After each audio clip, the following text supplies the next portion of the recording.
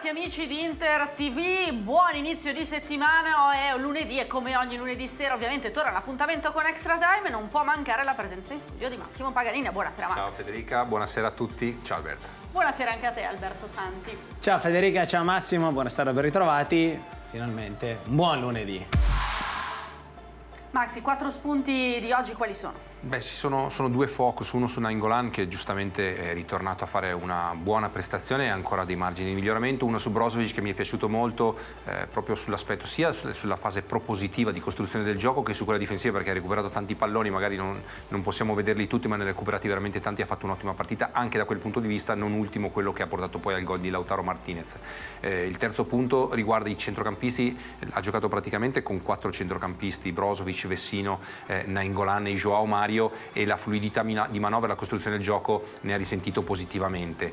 Praticamente un centrocampo asimmetrico dove i 4 centrocampisti, soprattutto a destra, hanno lavorato nella costruzione del gioco, a sinistra si svolgeva la manovra in ampiezza perché Perisic ti dà la possibilità di attaccare lo spazio e la profondità così come Asamoah. E poi l'ultimo punto che è lo spirito giusto, c'è proprio... l'abbiamo ritagliato con Alberto, è proprio una nota, così come avevamo sottolineato nella partita contro il Bologna che Brozovic non riusciva a costruire il gioco e aveva trovato quella difficoltà sulla parte esterna del campo, così facciamo vedere un particolare della partita che a mio modo di vedere è sintomo di uno spirito ritrovato.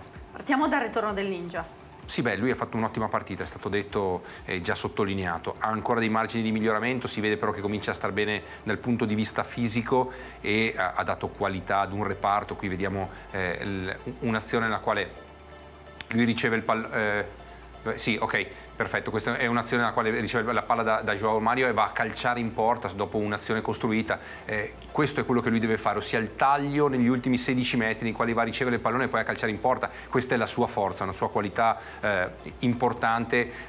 Deve ancora ritrovare forse quella brillantezza, ma cambia poco direi da questo punto di vista. Nel momento in cui lui si è ritrovato lì significa che dentro la sua testa è cambiato qualche cosa e l'ha dimostrato con un ottimo taglio. Questo è una cosa, è difficile da leggere per la difesa avversaria proprio perché viene da un giocatore che parte magari da molto lontano rispetto alla porta. Passiamo al secondo spunto, Max, la conferma di Brozovic. Beh, conferma, ormai è tanto tempo che lui sta facendo bene, però aveva avuto forse un periodo nel quale aveva avuto un po' di difficoltà, soprattutto nella fase di costruzione del gioco, mentre se andiamo a vedere nella partita contro il Parma, lui nella fase di costruzione, l'avevamo visto proprio analizzato la settimana scorsa come Handanovic non giocasse la palla a Brozovic, sì. Mentre giocata la palla lui ovviamente molto bravo, alza la testa in verticale, questo si sviluppa l'azione sulla verticale, poi è l'ultimo passaggio qui che andrebbe fatto meglio sicuramente, poi Nainggolan questo passaggio lo farà bene, tanto è vero che porterà il gol, quindi nella fase di costruzione sicuramente l'Inter può migliorare ulteriormente considerando appunto che ha già fatto bene. Qui un altro, di nuovo, invece di riceverla da Handanovic la riceve da Skriniar, di nuovo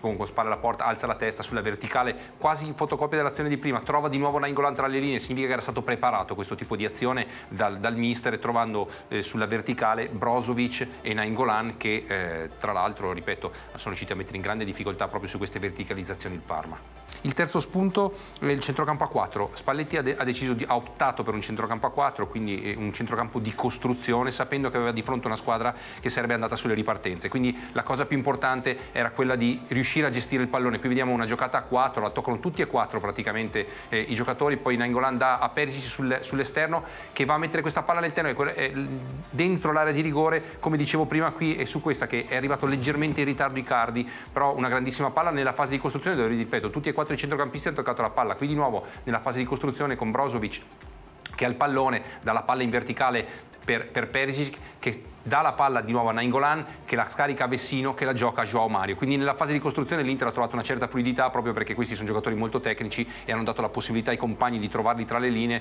con un giusto smarcamento, con i tempi giusti, e la fase di costruzione del gioco, ripeto, ne ha risentito positivamente. E infine lo spirito giusto. È vero, sono cambiati i giocatori, ma le dinamiche, la propositività dei giocatori non è cambiata. Qui vediamo poi il palo di Brozovic che è quello che vorremmo sempre vedere, anche il suo tiro da fuori area.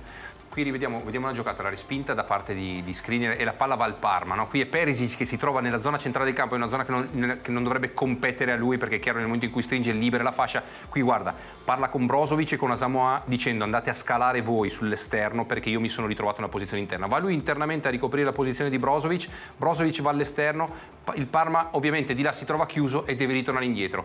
Qui vediamo, eccolo qui, vediamo una parte centrale dello schermo, eccolo qui, Brozovic e Perisic dice perfetto, spirito giusto, sei andato tu a chiudere nella mia posizione, abbiamo ritrovato ovviamente la possibilità di chiudere l'avversario che poi non ha trovato sbocco da quella parte, quindi l'intelligenza dal punto di vista calcistico, quella di sapere di aver fatto un gesto sbagliato, ossia quello di essere andato a chiudere centralmente in una zona di campo che non lo competeva. Nel momento in cui scopri l'esterno devi indirizzare i compagni, lui è rientrato centralmente, si è allargato Brozovic, ma ripeto, l'intelligenza dal punto di vista calcistico è essere presenti, ossia sia spiritualmente che fisicamente in quello che stai facendo. Immediatamente lui è riuscito a trovare il giusto accordo con i compagni e direi che al di là di tutto questo è un punto importante nel giro di una settimana, perché la settimana scorsa abbiamo visto le difficoltà, nel giro di poco delle volte bastano dei piccoli segnali, ma questi possono fare tutta la differenza del mondo nel proseguo del campionato.